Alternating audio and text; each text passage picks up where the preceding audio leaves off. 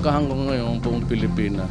Pag ganun kayo ng ganun, putang ina, papatayin ko talaga kayo. My God, I hate drugs.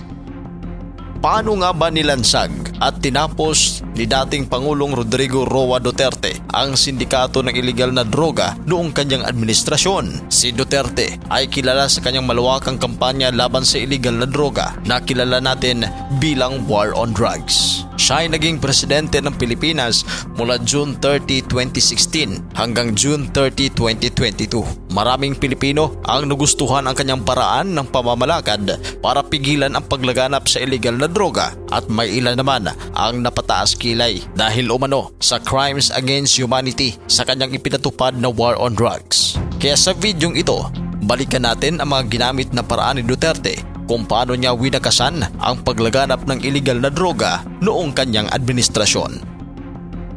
Paglulunsad ng Oplan Tokhang. Ang Oplan Tokhang mula sa salitang Cebuano na tuktok at hangyo na nangangahulugan, nakatok at pakiusap ay kanyang inilunsad upang hikayatin ang mga pinaghihinalaang sangkot sa droga na sumuko sa mga otoridad. Ang mga pulis ay pumupunta sa mga bahay sa mga hinihinalang gumagamit at nagtutulak ng droga upang sila'y kumbinsihin na magbagong buhay. Pinaigting ang operasyon laban sa mga drug lord, sindikato at mga grupo na sangkot sa kalakalan ng iligal na droga, kasama rito ang pagsalakay ng mga drug laboratory at port na ginagamit sa smuggling ng droga. Pag-aresto at pagpatay sa mga sospek. Ang kampanya ay nagresulta sa libu-libong pag-aresto at pagkamatay ng mga pinaghihinalaang gumagamit at nagtutulak ng droga. Ang ilan sa mga operasyong ito ay nagdulot ng kontrobersya dahil sa aligasyong extrajudicial killings o AJKs kung saan pinapatay umano ang mga sospek nang walang kaukulang proseso ng batas. Si Pangulong Rodrigo Duterte ay nagbuo ng Interagency Task Force. Itinatag niya ang Interagency Committee on Anti-Illegal Drugs o ICAD upang siguruhin koordinado ang mga ahensya ng gobyerno sa pagtugon sa illegal na droga tulad ng Philippine National Police, Philippine Drug Enforcement Agency at Department of Justice.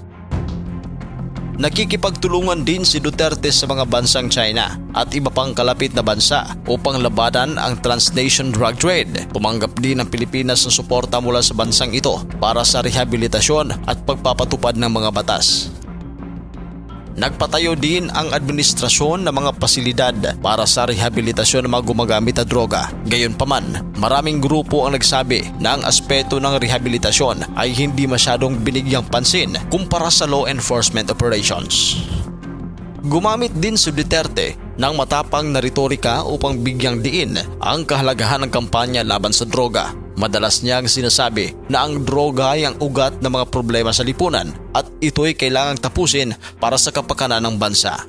May ilang kontrobersya ang kinasasangkutan ni Duterte, kabilang na dito ang human rights violations. Tinuligsa ng local at international groups ang malawakang patayan na nangyari na ayon sa kanila ay lumabag si Duterte sa karapatang pantao kasabay ang pag-iit na mayroong nangyaring crimes against humanity dito. Isa rin sa kanyang kontrobersya ang International Criminal Court o ICC. Ang ICC nagsagawa ng investigasyon kaugnay sa mga ulat ng extrajudicial killings sa ilalim ng kampanya. Bagamat na ipakita ang pagbaba ng kriminalidad kaugnay sa droga sa ilang ulat, hindi tuluyang naalis ang problema ng droga sa bansa at nananatili ang debate kung naging epektibo at makatao ang mga hakbang na ginawa ng Administrasyong Duterte.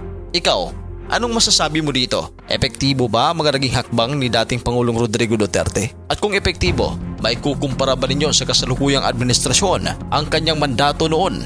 I-comment yan sa ating comment section at pag-usapan natin yan.